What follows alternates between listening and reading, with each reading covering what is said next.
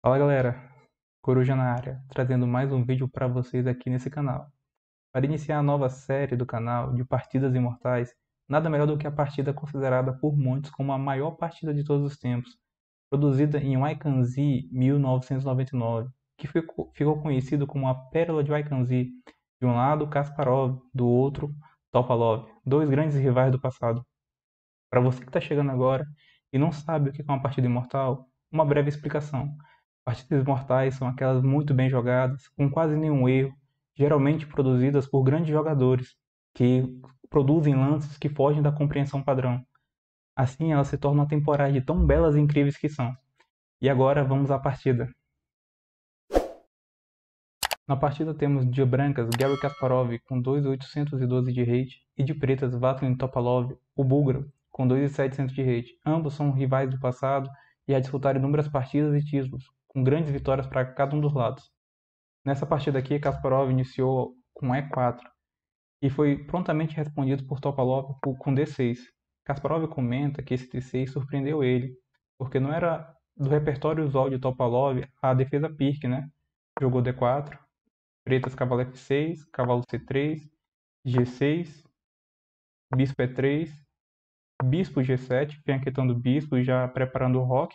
Prontamente as brancas jogaram dama D2, já armando uma bateria para trocar o poderoso bispo do fianqueto e ao mesmo tempo enfraquecer o futuro roque das pretas. Então as pretas decidiram atrasar um pouco o roque e jogaram C6, continuando o desenvolvimento. Kasparov jogou F3, veio B5 das pretas, cavalo de G2 das brancas, cavalo de BD7 das pretas, continuando o desenvolvimento. E as brancas aqui, finalmente, Kasparov decidiu trocar o bispo de G7. Ele achou que era o momento perfeito e jogou o bispo H6. As pretas tomaram o bispo H6 e as brancas jogaram dama versus bispo, o que impede o roque das pretas. Prontamente as pretas vão ter que buscar o outro roque, o roque grande.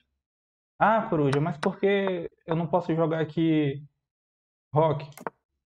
Assim, poder você pode, só que não é um lance bom. Muito devido ao lance H4, já com a ideia de abrir a coluna da torre, o que dá forte iniciativa para as brancas e uma vantagem, né? Que na mão de qualquer jogador já seria muito bom e na mão do Kasparov já seria mais que o suficiente para conseguir o ponto.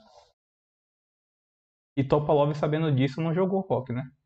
Voltando à partida, dama versus H6, impedindo o roque, e as pretas prontamente já foram em busca do outro roque e jogaram um bispo B7. Kasparov jogou A3, e esse A3 aqui, ele é um lance de espera, por mais que não pareça. Porque ao mesmo tempo que ele impede B4, ele não faz o roque imediatamente. Se ele roque imediatamente, a preta seria uma forte sequência B4, cavalo B1 e dama A5, com igualdade. E todo jogador de brancas não quer uma igualdade no lance 11. Ele quer ter sempre a iniciativa. Por isso Kasparov jogou A3, que prontamente foi respondido pelas pretas com E5, já lutando pelo centro. Vale mencionar aqui, né, que como a gente mencionou na variante passada, que dama 5 era um B4 seguido dama 5 era um lance bom, aqui já dama 5 não funciona, devido ao lance cavalo C1, que vai para B3, ganhando tempo sobre a dama, e depois as brancas rocam sem nenhum problema. Voltando à partida, as pretas jogaram E5 lutando pelo centro, e foi prontamente respondido pelas brancas com roque, já que não tinha mais ameaça de B4 e nem dama 5. As pretas jogaram dama E7, já liberando a casa para o roque preto. E as brancas jogaram rei B1. Esse é aquele famoso típico lance, né? Depois do rocão, aquele lance profilático que você faz protegendo mais o rei. Só que aqui tinha uma coisinha a mais, que era liberar a casa de C1 para o cavalo. E o cavalo indo para C1, ele vai manobrar para B3 e pode alcançar portos avançados, tanto em A5 como C5. Aqui as pretas jogaram A6 e as brancas continuaram o plano, né, de manobrar o cavalo para uma casa melhor. Jogaram o cavalo C1, as pretas rocaram grande e as brancas responderam com o cavalo B3. As pretas jogaram E versus D4 e como o cavalo quer ir para A5, não faz sentido tomar de cavalo o peão de D4. Então foi capturado com a torre. Pretas jogaram C5, a torre voltou para D1, pretas jogaram cavalo B6 Esse foi um bom lance das pretas, né? Que já dá apoio para casa D5 por uma, duas, três, quatro peças. Kasparov comentou nesse lance que ele ficou pensando por 10 minutos e já começou a ter ali uma certa visão do que poderia acontecer, né? Começou, como ele fala, ter uns planos assim, mas ainda estavam meio obscuros na mente dele. Só que ele chegou à conclusão que a ideia de G3, bispo H3, não poderia ser mal, em qualquer das linhas que ele estava analisando. Então ele jogou G3 para ganhar um tempo em cima do rei com cheque. Logicamente, as pretas já se adiantaram a isso e jogaram o rei B8. E as brancas finalmente jogaram o seu mini plano, finalizaram o seu mini plano de jogar cavalo para A5. Aqui vale mencionar que se as brancas não jogam cavalo A5 agora e jogam bispo H3, elas não conseguiriam mais jogar cavalo A5, devido a D5, torre de H1, no raio-x já na dama, e as pretas avançariam um peão. Com essa sequência, muito dificilmente as brancas conseguiriam jogar cavalo A5. Aqui a posição está totalmente igualada. Voltando à partida, brancas jogaram o cavalo A5 e as pretas tiraram o bispo dessa possível troca e jogaram o bispo A8. Brancas continuaram o desenvolvimento e jogaram o bispo H3. Aqui o multicampeão Kasparov, né, ele já visualiza já o sacrifício que viria a acontecer no futuro. Embora não tivesse muito claro para ele a sequência completa, mas aqui ele já estava com uma boa visão do que poderia acontecer ao rei preto. Pretas finalmente jogaram D5, que foi tanto preparado e de fato esse lance é bom. As pretas não têm nada a dever na posição, inclusive estão um pouco melhores. As brancas responderam com dama F4, rei A7, torre de H1 já fazendo um raio-x na dama. E as pretas avançaram o peão. Aqui chegou um momento muito importante. Eu considero o próximo lance um dos lances mais importantes da partida, que mostra muito sobre o jogador em si. Kasparov é muito conhecido por ser um jogador agressivo e Topalov idem, né? Aqui o melhor lance para as brancas seria retornar o cavalo para 2. Mas aí a partida ia ficar igualada e não teríamos essa imortal. E já o estilo de Kasparov, que é de tomador de riscos, jogou o lance que leva para linhas mais complexas. Jogou cavalo D5. As pretas jogaram uma sequência correta, que é cavalo de B D5, E versus D5 e dama D6, propondo as trocas da dama. E depois ia ficar uma, duas, três peças ameaçando o peão e possivelmente esse peão de D5 ia cair e as pretas iam ficar com um jogo melhor. Só que o que o Topalov não contava era com o próximo lance do Kasparov. Ele já tinha visualizado lá atrás. Kasparov aqui jogou o grande lance torre versus D4, que para mim merece duas exclamas, por mais que o computador não ache, devido a uma linha que vamos ver no futuro.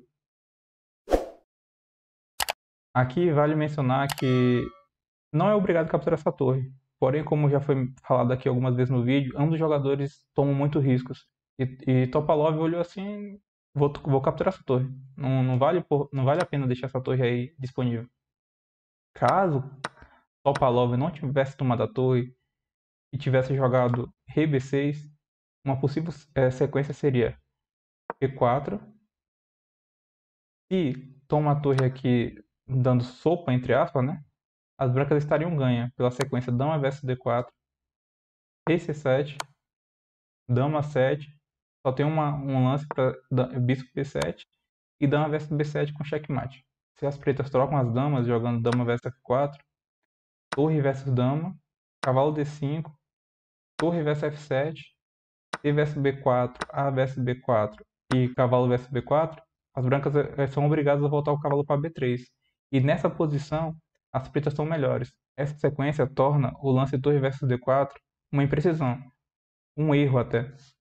Porém, para jogadores de carne e osso, que não são máquinas, o lance torre versus D4 é um grande lance, porque ele busca sempre a vitória. Voltando à partida, Topalov tomou a torre, C versus D4. O que ele não esperava pelo próximo lance de Kasparov. Um lance lindo, que ele jogou torre E7. Dois exclamas. Com a ideia do desvio. A dama aqui está protegendo a casa B6, caso a dama branca capture dando cheque no rei.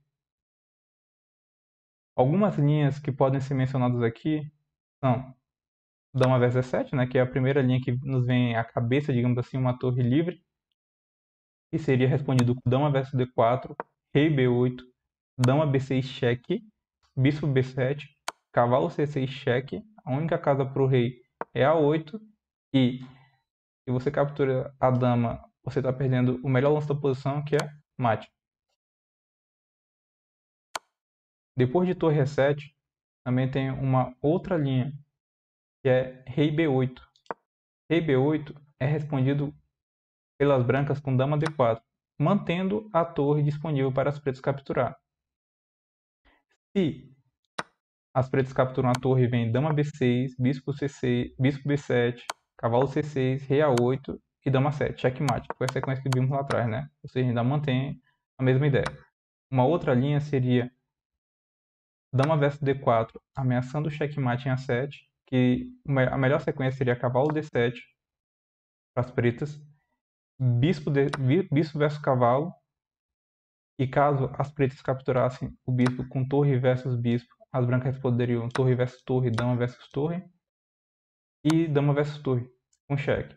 Se rei A7, viria dama D4, rei B8, dama B6, rei C8, e aqui as brancas fariam a limpa nos peões, né? Dama 6 cheque. Se cobre de bispo, aqui você pode até se dar o luxo de trocar dama versus bispo, dama versus dama e cavalo versus dama, com grande vantagem decisiva das brancas, né? Com 3 peões a mais, que seria suficiente para qualquer jogador experiente conseguir ganhar o ponto. Outra sequência também, né? Essa partida é tão incrível que tem várias sequências, né? Assim, é impressionante mesmo. Depois de cavalo D7 e bispo versus cavalo, também tem a sequência que é capturar o peão em vez de capturar a torre, porque pega mate, né? Já vimos isso. E se toma aqui de torre, já vimos também que fica pior com a posição perdida. Caso capture o peão de dama, tem um poderoso lance aqui, dama B6, seguido de bispo B7 e cavalo C6 cheque, onde vai de novo o rei para casa de A8 e vai pegar mate. Para não acontecer isso, teria que sacrificar a dama. E aqui é impossível não pegar mate, né? Já fica cravado o bispo, sendo apoiado pelo bispo e a torre branca. Então o rei vai pegar mate. Se brancas não capturam de dama e sim de bispo, aqui vem uma outra sequência magnífica, de tão incrível que é. Caso as brancas fiquem de olho na cravada do bispo, porque senão cai a dama, e desejem jogar um imediato cavalo C6, esse lance não seria bom, devido ao incrível lance das pretas dama versus cavalo. E se as brancas capturam o bispo versus dama, achando que ganharam a dama, tem um incrível lance bispo A2 cheque, dando descoberto na dama. E com uma posição, aí depois de torre versus F7, por mais que as brancas estejam em uma posição melhor e possivelmente ganhadora, ainda teria muito jogo, né? Meio que estragaria a posição das brancas. Voltando ao lance aqui, então o melhor lance para responder bispo D5 das pretas é o incrível, impressionante lance 4. 2 pontos de exclamação. Devido ao fato de criar um bloqueio a esse bispo no possível cheque em A2, fazendo raio-x na dama. Agora não é mais possível, porque depois de C4, e suponhamos que peão versus peão, as brancas têm a sequência cavalo C6, que é obrigado a captura de dama. Se captura de bispo, perde a dama, né? Então, digamos que captura de bispo com a mesma ideia, agora as brancas podem capturar sem medo, que existe um bloqueio em C4 e o bispo preto não pode mais dar cheque com raio-x sobre a dama, com a posição totalmente ganha para as brancas. Mas nada disso aconteceu na partida. Aqui as pretas jogaram, desculpe, rei B6 e as brancas tomaram o peão de D4. Rei versus cavalo, B4 cheque e rei A4. Vale mencionar, pelo próprio comentário do Kasparov, que foi aqui, lá no lance 19, que ele visualizou o rei. Por mais que ele não tivesse visto toda a sequência, ainda tivesse muito obscura as ideias, ele, só pelo fato de ter visto essa imagem do rei em A4, com mais sua intuição, fez ele ter força para entrar nessa linha. Aqui, as brancas jogaram dama C3, ameaçando o mate imediato. E duas maneiras de impedir esse mate, né, digamos assim, seria bispo ou dama captura D5, né? Vamos analisar primeiro bispo versus D5. Esse seria um interroga duplo, devido ao incrível, impressionante lance rei B2, que tornaria um mate inevitável em B3 com sacrifício de dama. Com a ideia seguinte de dama B3, bispo versus dama, peão versus bispo e checkmate. Checkmate de peão. Que incrível seria, hein? Mas isso não aconteceu. As brancas jogaram o melhor, as pretas jogaram o melhor lance da posição, que era dama versus D5, e aqui ambos os jogadores já estavam com menos de 30 minutos no relógio. Brancas continuaram com torre A7, e o único lance das pretas foi o que o Topalov jogou, bispo B7. As brancas jogaram torre versus bispo, tentando desviar a dama, porque a dama estava totalmente sobrecarregada na defesa do bispo e do ponto B3 para não tomar mate. Então as pretas não podem tomar a torre, porém elas desviaram a torre da coluna A. E agora elas podem jogar dama C4, tentando trocar peças e ficar numa posição ganha. Porém as brancas jogaram dama versus cavalo, ameaçando mate novamente. Aqui pretas, o único lance é rei A3 versus A3. As brancas tomaram o peão dando cheque e rei B4. Aqui é um daqueles outros momentos únicos da partida, né? Por que únicos? Porque aqui somente um lance deixa as brancas ganhas. Mantém, né, a vantagem das brancas. E o Kasparov encontrou. Que é um impressionante lance C3. Que para mim também merece 2 exclama.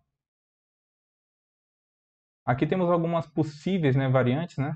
A primeira variante que vamos analisar é dama versus peão, né? Dama versus peão pega mate, que é dama versus B5 cheque. Rei A3, dama A6. A única defesa é dama A5, dama versus dama, checkmate. A outra sequência, depois de C3, seria rei C5. Só que aqui, logicamente, pega um cheque e perde a dama, né? Então, só sobrou rei versus C3. Após rei versus C3, as brancas continuaram com dama 1 cheque. E vale mencionar que é também o único lance que mantém vantagem das brancas. E as pretas jogaram rei D2, branca dama B2 cheque, rei D1. Vale mencionar aqui, depois de dama B2 cheque, o rei pode jogar para a coluna E3, E1, D1 e D3. Se joga para D3, tem bispo F1 dando cheque e ganhando a dama. Se joga para a coluna E, a torre entra em jogo, com cheque ainda por cima. Então o melhor lance mesmo foi o que o Topalov jogou, rei D1, sendo protegido na coluna pela torre de D. Porém, aqui vem um lance assim espetacular de Kasparov.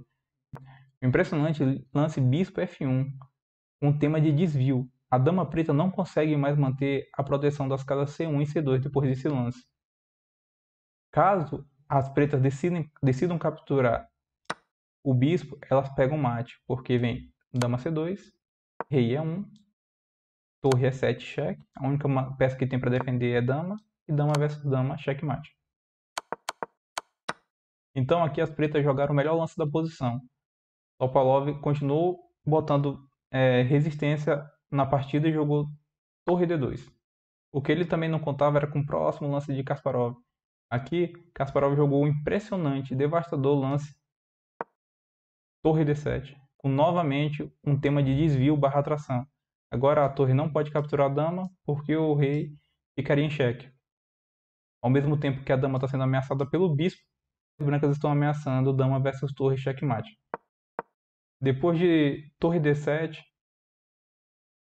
Topalov jogou torre versus torre, jogou bispo versus dama, peão versus dama, e aquela torre lá no canto, que não se moveu a partida todinha, caiu para a dama em B2. E a sequência toda, desde lá de trás, só foi possível graças a essa torre que estava aqui, que iria cair no futuro devido ao avanço do peão de G6. Aqui as pretas ainda continuaram a partida jogando torre D3, porque o rei já estava dando apoio para o avanço do peão C3, C2 e C1 dama, ou seja, estava a 3 casas da promoção, porém Kasparov jogou os últimos lances da partida de maneira espetacular. Jogou dama A8, que foi respondido com C3, dama A4, cheque, rei E1, e aqui um lance rei C1 já seria meio que possível, porém o peão de F3 está caindo. Então Kasparov jogou o lance mais forte, que era F4, protegendo seu peão. As pretas jogaram F5, rei C1, já aniquilando de vez qualquer esperança das pretas, porque o peão não tem mais como avançar. Foi jogado torre D2, e para finalizar, Kasparov jogou dama A7, protegendo a ameaça do peão de H2 com cheque ganhando a torre e ao mesmo tempo ameaçando o peão de H7. Que partida impressionante, meus amigos. Essa é a famosa pérola de Wai-Kanzi, produzido por dois monstros do xadrez. De um lado Kasparov, num dia muito inspirado, e do outro Topalov, mostrando garra e buscando a vitória também. E agora, para você que chegou até o final e gosta de ver precisão, vamos analisar a precisão dessa partida. 96,4% para Kasparov e 91,9% para Topalov, com 4 lances brilhantes. Torre E7 foi o primeiro com tema de atração, né, de desvio da dama. Outro lance brilhante foi Torre B7, com tema de sobrecarga. A dama não pode capturar a torre, porque senão pretos pegariam checkmate. O outro lance brilhante foi Bispo F1, que esse sim, meus amigos, que lance espetacular. E para finalizar, Torre D7, com lance de desvio barra atração. Então, pessoal, essa foi a famosa partida imortal do Kasparov, considerada por muitos como a melhor partida de xadrez do mundo, com um Torre D4 monstruoso que nos brindou com essa joia. Se você chegou até o final, não esqueça de deixar seu like, compartilhar o vídeo com aquele seu amigo capivara que eu sei que você tem e nos seguir nas redes sociais que vai ficar aqui embaixo. E antes de finalizar o vídeo, eu tenho 2 recados importantes. O primeiro deles é que a Federação Roraimense de Xadrez, a FERX, está de Instagram novo, com uma nova presidência, e está vindo grandes torneios pela frente. Você que quer jogar torneios, quer ficar por dentro das últimas novidades e quer participar, principalmente de jogadores da região norte, de um torneio importante, entre lá no Instagram da FERX que eu vou deixar aqui embaixo. O segundo recado é para você que mora em Curitiba, ou em qualquer estado próximo, ou mesmo longe, que queira saber notícias aqui da cidade com relação ao xadrez, não esquecer de acessar as redes sociais do Clube de Xadrez de Curitiba. Um local muito bom, com excelente ambientação, ótimos jogos de tabuleiro de xadrez e conta com uma organização impecável de torneios. Se você é aqui de Curitiba e não conhece o clube, eu convido você a conhecer lá. E por hoje é isso, pessoal. Fui!